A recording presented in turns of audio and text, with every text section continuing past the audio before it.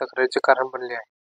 मेळघाटातील टेंभुर्णी, बोराला, आकी, बोरखेडा बाजार, परसापूर, पिपादरी रस्त्यांची परिस्थिती खूपच खराब झाली आहे. परसापूर मुरगड मार्ग ते नागपूर या रस्त्याचे डांबरीकरणाचे काम थंड बसत्यात असल्याचे चित्र दिसून येत आहे. हे काम परतवाडा येथील कंत्राटदार यांनी घेतले म्हणते. बोलले जात आहे की परतवाडा येथील कंत्राटदार यांनी या रस्त्यात नुसतं गिट्टी टाकून ठेवली आहे आणि कुठे कुठे तर रस्त्यावर दबाई करिता फक्त गिट्टीच टाकून ठेवली आहे. परंतु जी गिट्टी ज्या रस्त्यावर टाकून ठेवली आहे ना, ती गिट्टी कशी बशी दबाई केली आहे व आणि एका आठवड्यात ती गिट्टी पूर्णपणे निघून गेली. या रस्त्यावर गिट्टी दिसून येत आहे.